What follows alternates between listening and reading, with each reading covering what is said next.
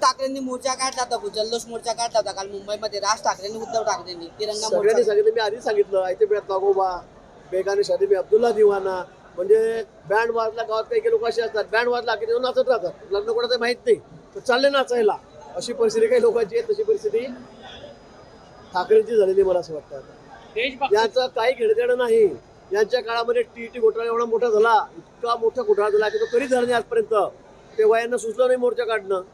पण आता मोर्चा काढणं, आंदोलनं करणं, स्वतःचा काही संबंध नाही. लोक आपल्या मागे कोणी आता जनाधार राहिलेला नाही. असे कोणीतरी विद्यार्थ्यांना मग हाताशी धरून किंवा त्यांच्या भावना भडकवून आपण चला मी पण तुमच्या सोबत येतो, हे काम त्यांचं चाललेलं आहे. पण फारसा की त्यांना राजकीय फायदा या विषयाचा होणार नाही.